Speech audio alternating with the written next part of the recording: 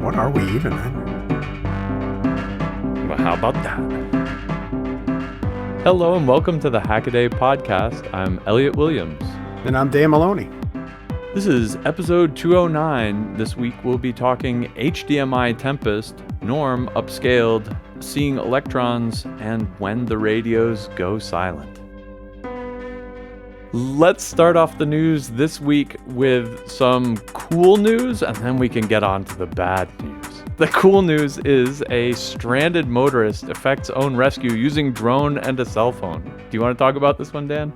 My wife pointed this one out to me and she said, that one's for links. That one's for links. I was like, no, that's going to be a daily. So basically what happened was a guy was driving through the Willamette National Forest in Oregon in the middle of a blizzard on a road that's not maintained in the winter, which there's tons of those out here, forest roads and stuff like that. They just say, nah, we're not plowing that. You know, you can only use that in the spring and the summer. But no, he decides he's going to use it in the winter. Gets his vehicle stuck. Literally in the middle of nowhere, in the middle of Willamette National Forest. There's no cell service. So he tries to send some text messages. They don't get through. And then he has the brilliant idea of attaching his phone to his drone and sending it up a couple hundred feet. And the message is queued up there trying to send. As soon as it gets, line of sight up a couple hundred feet, it sends the message to a friend with his location and his situation, and poof, he's saved. Along comes the search and rescue guys, who also found another motorist who was nearby and was not similarly equipped and didn't have a drone or any way to. Yeah. So there was someone else like on the way in. Hey, we're here to save you. And good job on sending that drone up. And the other motorist is like, what drone? What are you talking about? Like, oh no, you want the next car down the line. so they saved. Want the next stranded sucker. Yeah. So, it was just a clever use of technology and maximum use of available resources kind of thing. It was quite a little hack. I like that. I love the comments on this one because some people are like, oh, it's too bad he didn't have a helium balloon. And then other people are like, let's see, a cell phone weighs this much. You'd need exactly this much helium for the lift, which I thought was really funny. My absolute favorite, though, is Stephen Bozer, who's like, it's a good thing he doesn't have one of those drones that needs a cell phone to control it. Because, I wouldn't call it bad news, but a call for help from two separate hackerspaces. It seems to be going around. A number of hackerspaces have been going through a bad winter. First off, news from Exhain, which is in Berlin. They're going to get their space sold out from under them, and it looks like the new owner is probably going to jack the rent way up. Good news, they have right of first refusal on the space, so they can actually buy it if they're able to scrape up the money. I'll put a link in the show notes if you want to toss them a few euros. They are an absolutely fantastic hackerspace run by super friend of Hackaday, Dave Darko, actually. Oh. I was up there a few months ago, had a really good time. Hope they can pull it together. The other news and a shout out from Des Quilty, winner of the What's That Sound contest a few weeks ago. Shout out to the London hackerspace. They also were evicted out of their previous space and are looking for someplace new. So good luck to y'all, London Hackspace. Hope you can figure something out. If anyone else wants to help them out, I'll put their link in the show notes as well. Two hackerspaces need your help. What can you do? And so then that brings us to What's That Sound? This is a journey into sound. What's that sound? What's that sound?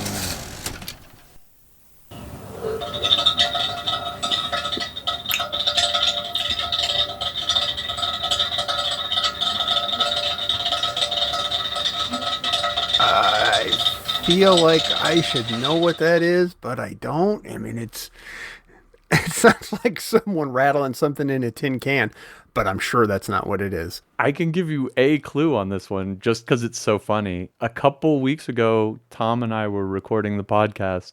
This is an actual background noise that was in Tom's background. It's like or something. Did he have? Exactly. It totally is. Yeah. Oh, Yep. man. We were playing literally live What's That Sound while recording the podcast 2 weeks ago because he had that going off in his background. Well, if you hang around long enough, we'll probably get dogs barking in my background here, so. Oh, yeah, we'll wait till summer. We'll get his neighbor mowing the lawn. Mine too. So if you out there have a guess at what this is, head on over to hagaday.com/podcast. You'll find the links to a form where you can enter your handle and your best guess, and we'll draw from the correct answers next week. And the lucky winner will receive a Hagaday podcast t-shirt. Oh, but we're out of podcast t-shirts at the moment. We're currently reordering them. Hopefully by next week, they'll be in and we can send it out to you shortly. This Quilty and someone else are still due a t-shirt. Sorry about the delay. They've been ordered on Monday. Shall we start up some hacks? Let's go for it. I would like to lead off with a fantastic radio/electromagnetic hack by Windy Tan, pulling data from HDMI RF leakage. She was listening to radio signals and found a really weird RF interference signal. Looking at it closely, it had some kind of repeating 60 hertz component, but she's in Europe, so power's on 50 hertz there. That wasn't it. A lot of monitors have a 60 hertz refresh time, and she's like, maybe it's my monitor.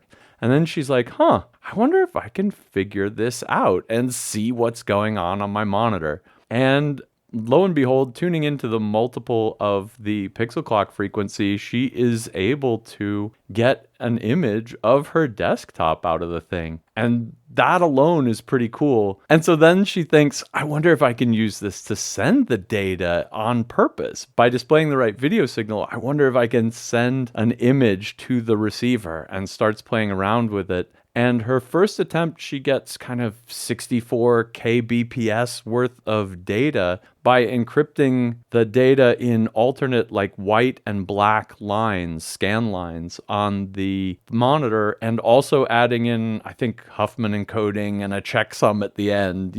Serious transmission. If you're going to do it, you might as well do it right. And ends up getting audio sent across, and then she keeps pushing it and ends up getting up to 512 kbps. And she's like, but she's crunching the numbers, and she's like, I should be able to get 1,000 out of this. What's wrong? Turns out it's screen tearing. She's getting video update tearing in the middle of some of the lines, and that's messing the lines up and killing the checksum. And she notices that every other packet isn't going through, and turns out that's the tearing. And good for her for putting a checksum on there. I would have never figured that out because I would have just winged it. Smart. And eventually she encodes the data horizontally across the scan instead of vertically, which gets around the tearing and is able to get 1,000K. And then shows off by transmitting live video of herself by first taking the picture that comes out of the camera, converting it into this crazy pattern that then, when it's picked up by her radio, can then be turned into a video of her. What?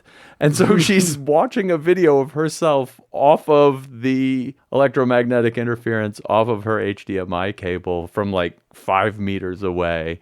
And it's like smooth frame video. Crazy. Yeah, she really fell down the rabbit hole here with this one, huh? It's funny because I think you put this in the tips line, and I saw that it was like Sunday morning or Monday morning or something like that. I'm like, I gotta write that one up. And by the time I got out to my office, it was already gone. Jenny had already written it up. Oh. So, and that's fine because I'm thinking I only barely understand what's going on here, but I do love these kind of exfiltration sort of exploits.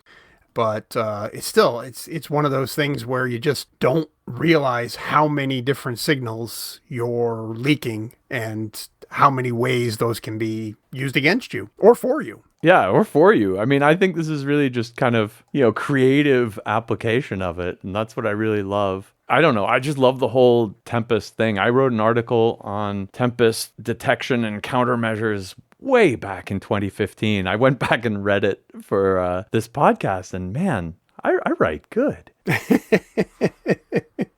But go back and hit up this 2015 Tempest article I wrote up. It's a fun mind dump about everything cool about it, including the Tempest for Lees, where someone did almost the same thing except on a TV or other monitor. It's a black and white stripes at the right frequency to make audio pitches come out of, VGA cable back in the day.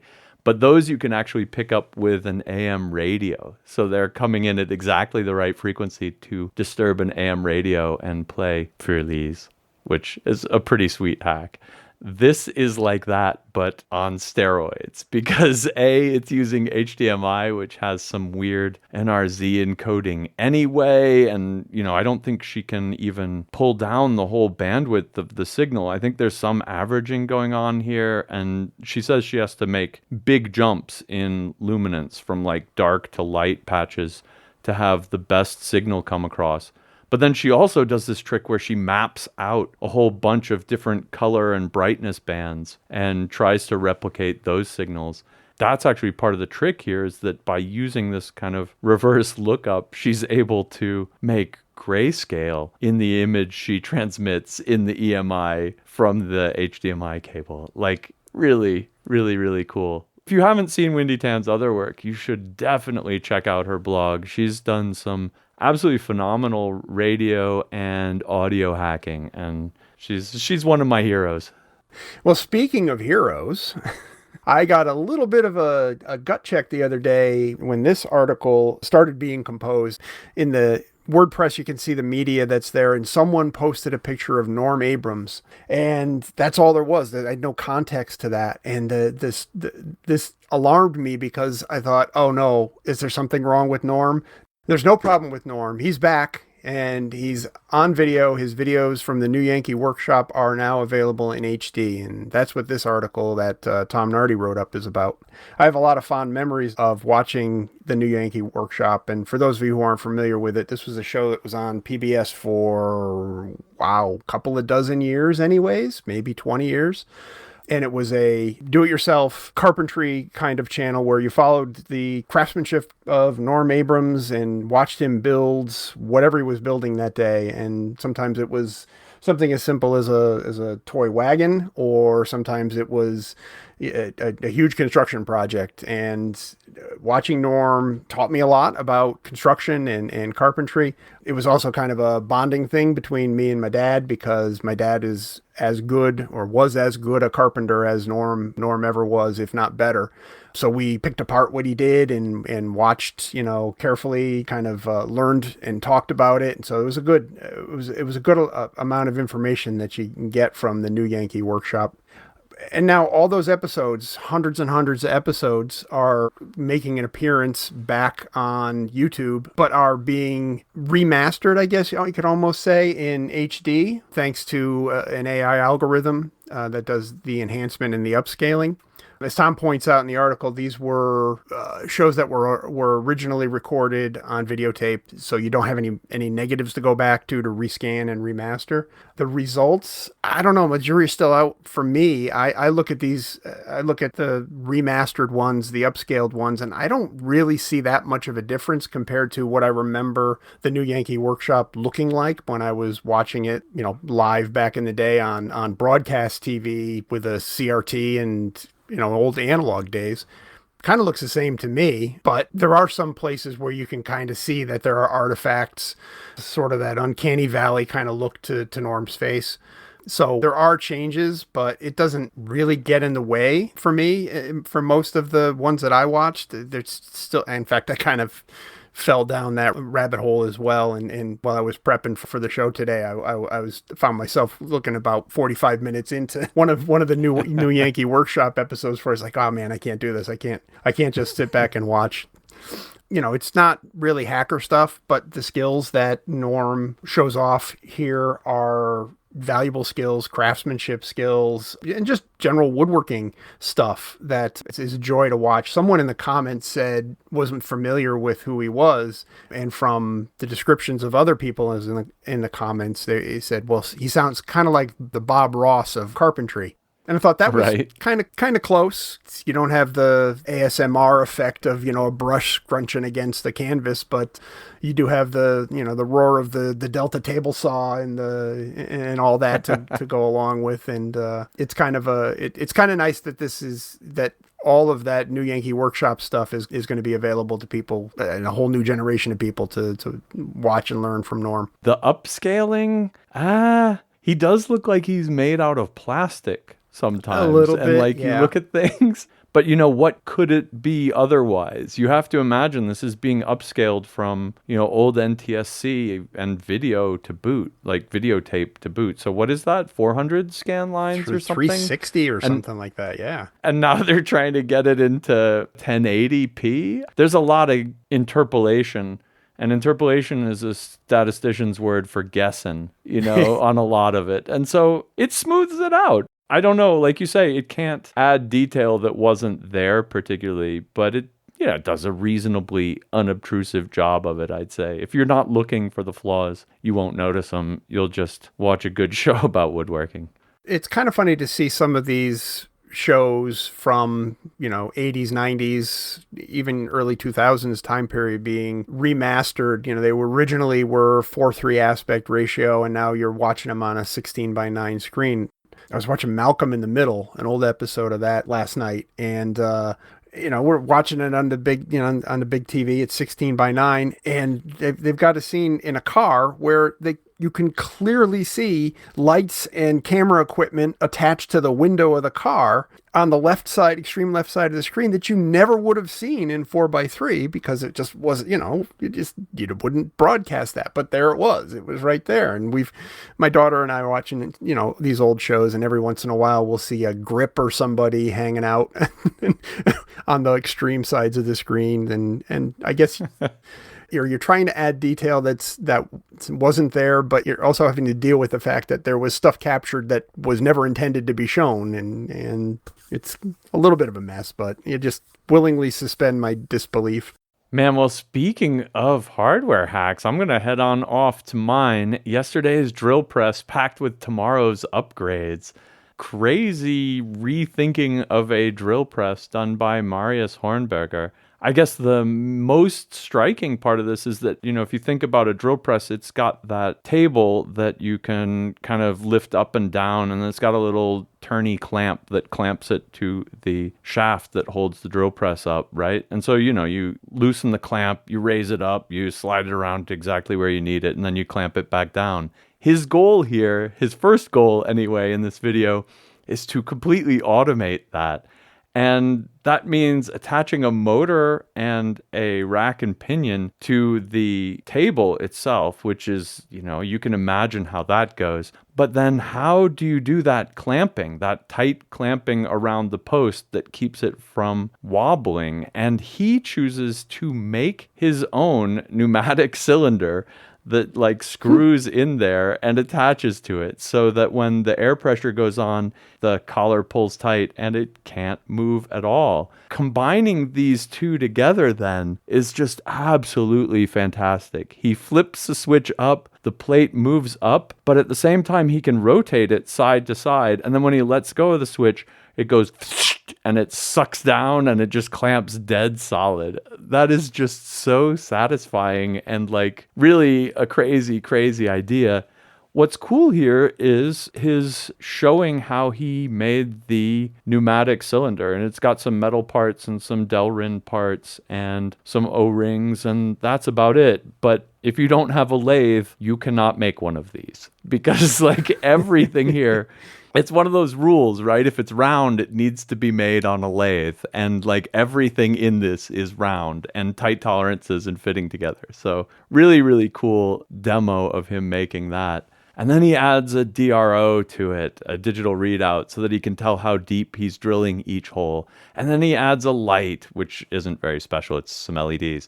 And then he adds a shield, which is a piece of bent polycarbonate on a gooseneck. But that's actually really clever, because like the shields you get on drill presses really suck. And that's the first thing I did was remove mine. This actually looks like it would be like kind of handy because you could just move it in when you need it. I like that a lot. And then he adds mist cooling and compressed air because, you know, he's already got pneumatics going to this thing. And then he adds, and he says this is his favorite, which I guess I can believe, a magnetic vise. And he does that by just taking a magnetic clamp, which I think is meant for machining things, and drills holes on the bottom of that and then attaches his vise to it permanently so that he can then just turn the little slide on it that moves the interior magnets and makes it sticky or not. You know, this is like your dream drill press if you have a drill press. But mostly it's fun just to watch him make these things. He does a lot of CNC stuff because he's got a full CNC shop. And then there are other parts where he's just totally freehanding stuff. And Joshua Vasquez, who wrote this up, picked up on this. But like one thing he does is he needs to make a template for that table, and it has some T-slots in it. And so he puts a piece of paper down and scribbles over it with a pencil to get those marks. And then he takes that paper and he glues it on a piece of wood and cuts it out on a bandsaw. You know, it just goes to show you can do all the ultra fancy CAD stuff, but sometimes it's just easier to scribble on some paper and cut wood on a bandsaw. Really neat, really, really neat video. Yeah, that magnetic vise is really attractive to me because, you know, it's basically you're taking a regular drill press vise and then just making it easy to reposition on the table, whereas you know, normally it's kind of bolted to the T-slots, or worse, you're just kind of using it to hold the workpiece and you're not bolting it down to anything because there's no chance that your drill bit's going to catch and then suddenly whip this thing around and around and around and whirling circle of death and destruction, because that's never happened to anybody that I know. It's nice to be able to just, you know, quickly on off that magnetic switch, get it positioned and lock it down. I really like that. The one thing I'm really surprised about here, though, and the one upgrade that I think kind of knocks them all out of the water as far as drill presses go, is to switch over to a variable frequency drive and a 3-phase motor. There's a tip in the tips line. I don't know if anybody's written it up yet. If they haven't, I probably will, because I really liked this. It was just a cheap Harbor Freight drill press that he basically stripped completely, took the motor off, took the pulleys off, took the belts off, all of that stuff, and just completely redid it with a 3-phase motor and a variable frequency drive. So you have, you know, you don't lose any torque at the end, at the low end. You don't have to move the belts around to get different speeds anymore. You just dial the speed that you want and you still get that constant torque. That's a super, super upgrade to a drill press, in my opinion, and one that I've been looking to do. So I should probably write that one up. But I liked these upgrades. It's an extreme drill press now. Maybe a little over the top. Close. It's close to a mill at this point. If it gets your work done, it gets your work done. Yeah, and you can see he's taking a lot of inspiration from modern CNC machine shop stuff here. Like, these are a lot of the features you would have on middle and high-end machine like a CNC mill, like you were suggesting. And so he's just adding them to a drill press, and that is lovely. But, you know, you take the tool that you use the most and you make it the best you can. And that's pretty cool. And you can't have too many e-stop switches. True that. Complete change of subject, going from tools to what does an electron look like. This is by the Action Lab over on YouTube, and I'll just say right up front, you're probably not going to know what an electron looks like after you watch this video, but you will have some insights into some of the more mysterious aspects of, well, quantum mechanics, basically. And you're going to at least have the notion dispelled that electrons are like planets that orbit a sun, like the nucleus is the sun and the electrons are the planets. It breaks down in reality because you realize that an atom will only last for a couple of picoseconds before the electron spins into the nucleus and the whole thing just destroys itself. So the fact that that doesn't happen because we're all here means that an electron must look a different way. And the model he uses here is the model of a standing wave. And he demonstrates that with what looks like a kind of a speaker driver of some sort with a hoop of springy wire attached to it in a circle. driving that with a sine wave generator, you'll hit certain frequencies where you'll start getting some resonance in the movement of this hoop of wire. That sets up a standing wave with different nodes. You can observe them if you're looking at the movements. You can see maybe there's 2 different nodes which are stationary at a certain frequency.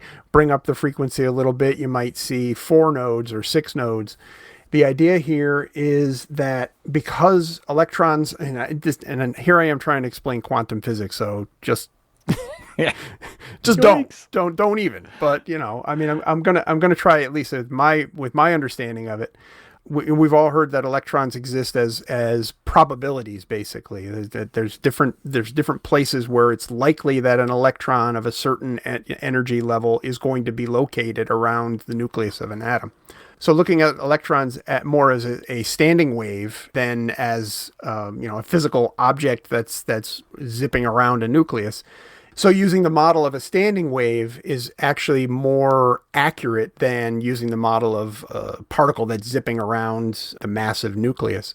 Now, where it kind of falls apart for me is a standing wave of what? That's the part I don't really understand. I mean, I understand his analogy here of the different modes and the different frequencies. The modes kind of correspond to the different quantum levels that you can have. Electrons only exist in discrete states that are not continuous across a spectrum. So I get that. I get how the different resonant frequencies of this metal hoop are indicative of that. But I still have that question, standing wave of what? And that's never answered in this video or anything else that I know of. Not of what. It's just a standing wave. Don't worry about what the electron's doing. The electron's not wiggling around. And I think that's the point he's trying to get out here is that, look, these things, when you get low enough, when you get small enough, when you get high enough energy, they really stop looking like they're things anymore. And they really just start behaving like they're waves. And it's creepy, but, it may not be turtles. It may be that it's waves all the way down. One of these days, it's all just going to come together for me and I'll be like, quantum guy. But I don't think so. I probably got my worst grades in quantum mechanics when I was a physics undergrad. And I don't know that I understand it, but I've gotten to the point where I just give up. And I say, look, we do these experiments and the world seems to behave this way. And the best model we can put on it is that these things are waves. And moving on. Yeah. Anyway, it's a great visualization of that because here you have this base driver cone wiggling a thing around and you really can see it make standing waves in it. It's kind of fun to watch. All right, my next hack, I'm going to sneak a second one in, but I'll start off with Andreas Eriksson's entry in the low power challenge. The Potato P runs Lisp for months without recharging. And this is a crazy small computer hack. It's a keyboard with a Cortex M4 processor in it and one of those little sharp transflective memory screens.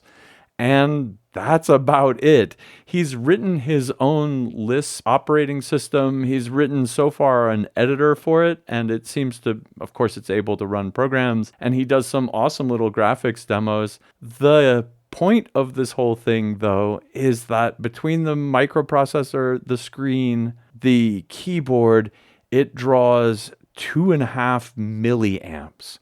So if you put a 12,000 milliamp hour lithium battery in here, let's see, 12,000 divided by 2, it goes for a very, very long time. And then he's one-upped it, of course, because he put a solar panel on the thing. So, if he every once in a while takes it outside, it's going to easily make up its 2.5 milliamps. So, he could run it all day in the sun. I love that. And I love the idea of this kind of, quote, minimal computer. But if you think about it, this processor is more powerful than the mainstream home computers of the 80s and probably even into the mid 80s. So, it's not a horrible device. And he looks like he's having a really great time with it. And he's slowly building up a whole system, as Lisp people tend to do, and it's going to be called Potato-S, which is pretty hilarious. I mean, that joke alone is worth it. The thing isn't very powerful, so, potato, laptop, potato P, potato. Yeah, anyway, it's pretty funny. It's full of bad jokes. It's full of lots of irritating, silly parentheses, and it is a sweet little bring it around, do your programming experiments on it. I think that is just fantastic, and he's not ever going to have to recharge the thing. Before I leave, one of the best comments on this one comes from Bright Blue Jim, suggesting ditch the solar cell and just add a hand crank and like a generator on there, because you could easily generate enough electricity just by cranking it for like 5 minutes to run it for a couple hours. And that aesthetic is so hilarious to me that it'll make it heavier, it'll make it more awkward to use, but it'd be just so cool to crank up your computer and then program for a while. The other super cute little desktop laptop is a TRS-80 Model 100 kind of alike.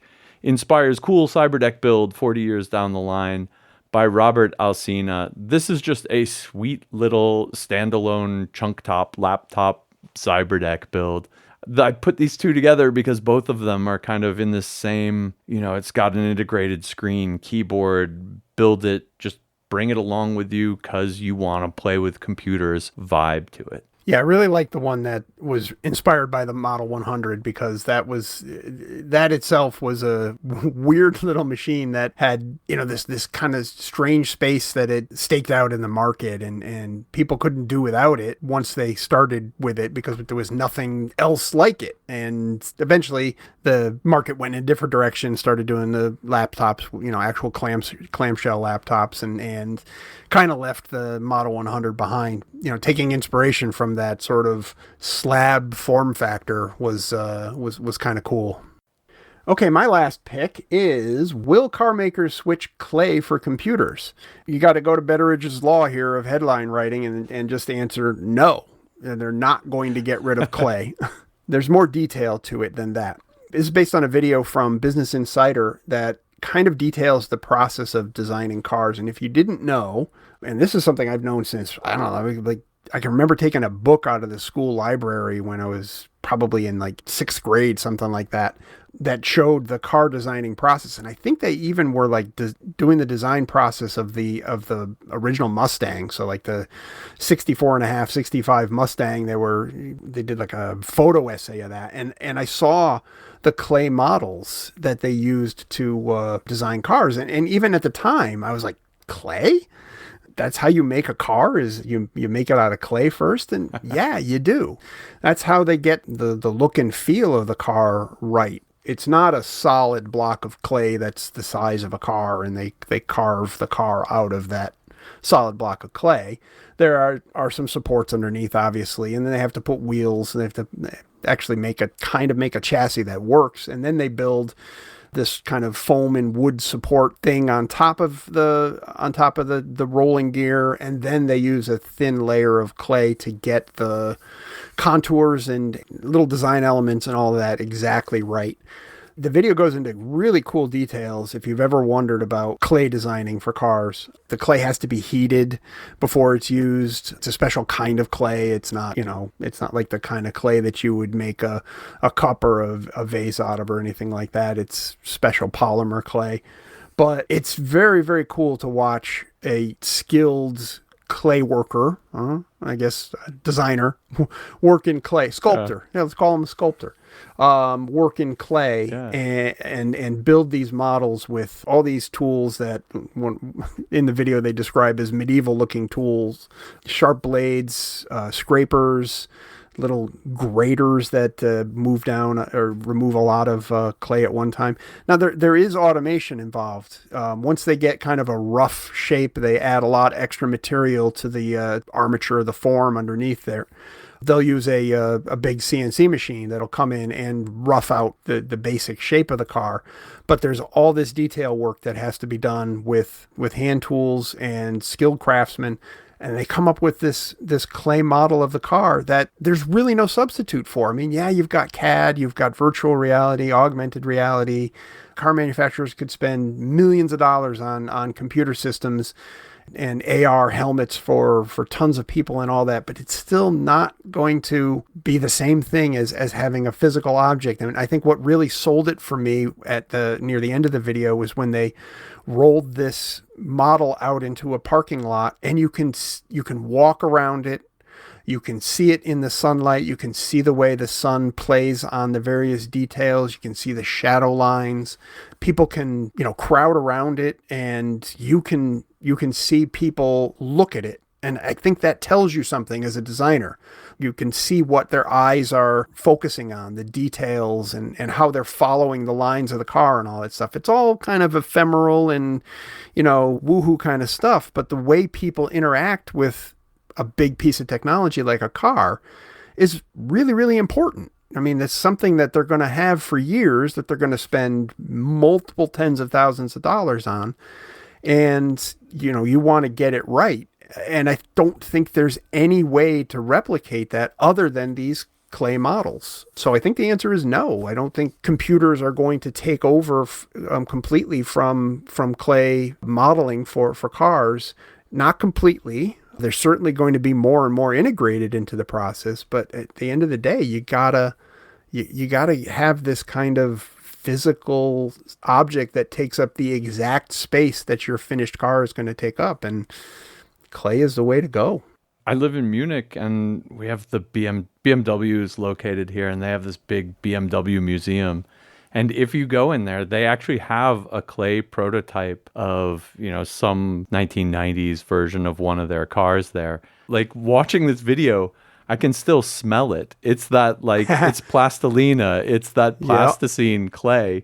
And you just walk into this room with this model car, and the whole room still smells like that. And this thing must have been made in the 90s, right? It was a prototype for a mid-90s automobile. And it still smells like, it's... Still off-gassing after all these years. Yeah, right? Anyway, it's a really cool procedure. And like you say, they still do it. And they have this weird hybrid procedure now where they'll go back and forth between CAD models, and then they'll cut it with robots for a bit, and then they'll smooth it back over, and then they'll scan it again. They'll 3D scan it, and then they'll re-enter that. But like you say, I think there's just no substitute for having a real one-to-one full-size model of the thing in front of you. And especially when they do things like integrate, real tires into it. And, this is the way the bumper is actually going to be. And they take the bumper and they put it in there. And having walked around one of these things in the flesh, I could totally see why designers would want to do it this way. Yeah, and even just sticking it in a wind tunnel and seeing how it's going to perform is huge. You don't you can do all the simulations you want, but your simulation's going to be limited. And a guy with a smoke wand in a wind tunnel is going to tell you a whole lot more about the aerodynamics of that car. And that's super important now, and is going to be only more important as we're trying to milk every last bit of the fuel out of these vehicles, whether it's internal combustion or electric or whatever. Pushing air out of the way is huge, and getting that right is really the job that this kind of thing is perfect for. All right, my first quick hack this week comes from Simon Boak. This retro game console puts vacuum fluorescent display to good use. This is the craziest vacuum fluorescent display I've ever seen. It's a 3-color VFD. So it's got 3 different phosphors in it, and I don't even know how it manages to choose which one it's lighting up. Anyway, the video game here is a Snake game. It's a custom made with really nice bent metal and wooden cheeks. It's very artisanal, but definitely the 3-color VFD is the star of the show. Next up, The Eyes Have It, Stare Down Your Lighting is a quick 3D printed project by Michael Rigsby. At the center of this one is the person sensor by Useful Sensors, and I think he got it from SparkFun. It's a really cool custom ASIC that basically does person detection and costs $10 on a board. Uses 150 milliwatts at 3.3 volts, so doing the division, it's kind of, 50 milliamps-ish. So it's a reasonably low power device. You can just leave it on and it's continually filming the area saying, is there a person in this? He uses it for the application of when it detects the person, it turns the lights on or off. And last up, John Chonet from Proper Printing, FDM printing with resin update. He's been doing this long-running series trying to get a UV-cured FDM printer. So he's trying to extrude resin as if it were plastic and then cure it on the spot with purple ultraviolet lasers and build up a 3D print that way. And this is, I think, video number 3 or 4 in the series. This has been, an engineering hassle. This has been quite the engineering journey for him, full of ups and downs. And this one's also kind of mostly a failure until the very end when he has the triumphant success. He's using a much bigger nozzle now and a gel resin. So the resin kind of stays solid-ish by itself for a little bit. He's got a custom nozzle that blocks the light from hitting the part where the resin comes out so it doesn't cure instantly and clog itself up. There's a whole bunch of refinements here that he has been making. I'm glad he's still hammering on this. I don't know how much more work he has to do before he gets this thing running to his satisfaction, but this is by far his best episode yet. Okay, my first pick for quick hacks is never walk uphill again with this motorized sled. What I wouldn't have done for this in my sledding days back in my youth, that few seconds of freedom going downhill fast and cold, and then you get down to the bottom and you look back up at that hill and the value proposition doesn't seem to add up. This sled, built by Luis Marx, is motorized. It's got a battery-powered motor, a couple of electric motors from an electric bike, and a track that's sort of like the track from a snowmobile that rides underneath this toboggan. And once you get down to the bottom of the hill, you just point it back up and hit the switch, and it takes you back up, mostly on its own. It depends on the snow, and it depends on the weight, and it depends on whether you're hauling someone else up, which you certainly would if you were having a sledding party and nobody else had one of these, and you were the one who was getting to go uphill for free.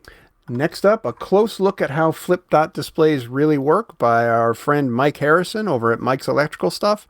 This is those little dots that you see in displays that sort of predate the availability of big LCD displays, but you'd see them like in train stations or bus stations or something like that. And the dots flip over and form characters that are visible for hundreds and hundreds of meters away. They're great displays. Mike got a hold of a couple of these and sort of reverse engineered them and did a deep dive on how they work magnetically. There's a lot of detail on that. He's got some great slow motion shots of them in action. And he also went through some potential driver circuits for these things that are kind of interesting. Me, it's just flippy equals clicky equals love. I just like this stuff.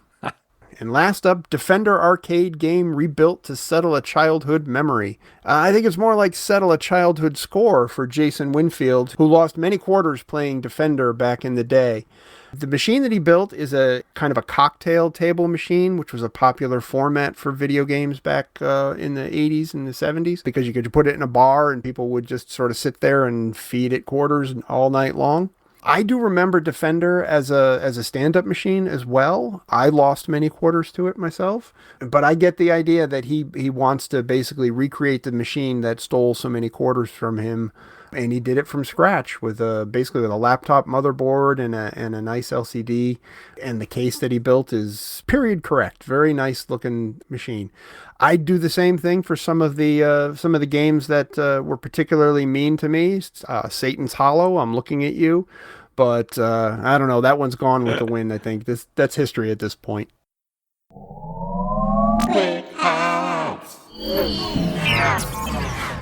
That brings us to our can't miss articles. These are long form pieces written by our fantastic Hackaday writing staff. And this week I picked the first OC by Joseph Long, Will AI Steal All the Code and Take All the Jobs? And this is basically a think piece about what's going on with GitHub's Copilot, which is based on the OpenAI Codex engine. And if you haven't been following along, this was trained on all manner of open source code, most of it from GitHub itself. What am I going to say? It's a code help you type it type thing. I think it's like, I think the best way to view Copilot is as a very sophisticated autocomplete. And it's very sophisticated because it's not just auto-completing based on code you've already typed. It's based on code that everybody in the world has already typed. And it's kind of interesting. And, you know, if you've played around with ChatGPT, you know it's totally willing to riff on whatever prompts you give it. What's neat here is, of course, that means you can give it code comments, and it will then give you the code that is most likely to follow those comments. And given the fact that people comment their code very well, it gives them A, the perfect training set, and B, it makes the kind of prompts fit the results you want to get from it very well. So it's actually, in some sense, a lot better fit for this kind of which word follows next large language models than it is for, you know, making up letters to fire people or, you know, crazy stories about, you know, witches or whatever it is people type into. I don't know what the kids type into ChatGPT these days. But the really interesting thing that's going on right now, and this is where Joseph Long, who is a lawyer, brings his perspective into things, is that there's a lawsuit going on about whether Microsoft/GitHub was in their rights to use a lot of copyrighted code to build the database that then runs this engine. And there have been a number of studies where, some from GitHub themselves, some from academics, where they've found that occasionally, especially if you get into weird niches, the machine will actually spit out verbatim the code that it was trained on, simply because it follows each word with the next most probable word. And if it does this in a particularly sparse area of its probability space, it's just going to give you the original code back. And that could be a problem. And that's kind of what this lawsuit is going on. And also on the fact that if you look at these licenses like the GPL and stuff, it says that you have to reproduce the license if you're going to use the code. And clearly they're not reproducing all 70 bazillion licenses when they use this machine. Whether that's fair use or not, I think is going to be decided by the courts. Frankly, I'm super torn. I absolutely see how some people put like GPL licenses on their code because they didn't want them to be absorbed by corporations. But they also put GPL licenses on their code and released them as open source because they wanted the world to benefit from their work. They want you and I to be able to read their code and learn from it and build our own code on it and improve kind of the universe of free code out there. I'm really in this awkward myself moral space between, you know, wanting to prevent large corporations from freeloading on our free code that we kind of all donated to help push free code forward versus, you know, kind of tying it up in this proprietary machine learning giant database that they're not giving out to any of the rest of us. So I feel that too. I would love to, I got no answers here, and the courts are still going to judge this case in the near future. So who knows? Whatever goes down, it's absolutely going to be a landmark decision whether AIs can train on publicly readable data and whether that constitutes fair use or whether that constitutes either copyright infringement or a failure to include the copyright notice correctly, which Joseph points out is actually the real problem here. Talk about things you didn't think you'd ever have to worry about, right? I mean, right? Used to be so simple. You just sit down and write the code and, you know, let somebody else worry about the copyrights and all that stuff. But now we're just so, I don't know, commingled with each other. Our intellectual properties have just become so commingled that it almost seems like there's no way to untangle that mess. I don't pretend to understand the legal issues. I mean, I understand what the issues are, but I don't pretend to understand the subtleties of it. And I don't know that that's going to help me, because it's going to be something that is going to get sorted out no matter what my position or feelings are on it, or whether I've used Copilot to write some code for me or not. I actually was just writing some code earlier in the week, and I did consider, I didn't know how to do something in Python. I was like, but you know what, maybe I'll do the chat GPT thing and ask it to write a subroutine for me that does blah, blah, blah, whatever it was. And I was like, no, I don't want to go there yet. It's a simple little job. I want to know that I can still write code without basically asking for someone to do it for me, because that's kind of what you're doing when you go to one of these code writer AIs. And I just didn't feel like going there. I want to do a regular expression, and I want to do it myself to make sure I can still do it. Can I come up with something? No. I might spend hours doing it. I never had to write another one in my life. My pick this week is What's Going to Happen to Legacy Broadcast Bands When the Lights Go Out by Jenny List. When nobody cares about terrestrial radio anymore, what's going to happen to that spectrum? And it's a really good question that Jenny poses, and she makes some really good points here. Not all of them I agree with, or not all of them I fully agree with, because I think, in a lot of ways, she's coming from a different environment than I'm coming from. She lives in Europe, and cell phone coverage is almost complete on the landmass of Europe. I think if you look at one of those maps, there's very few places where you don't have at least some kind of service from some sort of cell phone provider. And basically her argument here is that everything that broadcast radio, terrestrial radio, has traditionally provided as a service to the public has kind of moved over to smartphone apps. All our messaging is done there. We get our news feeds on our smartphones. We listen to our music there. Even a flashlight. You don't have to carry a flashlight anymore because you've got a phone with an app that turns on the light. That's all very true as far as it goes. All those things fall apart when you get outside of phone range, or outside of cell phone range, which is a far more common experience, I think, probably in the United States, where you have vast areas where it just doesn't make any financial sense to install cell phone service. So our experience here is probably a little different. Broadcast radio and television is alive and well in United States, and probably also in places like Australia, with big stretches of outback that aren't serviced by cell phones. Probably plenty other areas of the world are in a similar situation. So I don't think she's wrong. I think there's definitely going to be a case to be made for what are we going to do with all this spectrum when nobody needs it anymore. But I don't think that's necessarily going to happen at the same time all over the place, necessarily in the same way, and the forces driving it aren't going to be the same. But I do think she makes a fair point. The value of these bands, and she's talking about, the FM band, so the 100 megahertz-ish sort of area, the AM radio bands in the United States, that's around 540 or 530 to 1,200 kilohertz or something like that. I can't remember exactly what it is. It's been so long since I listened to AM radio.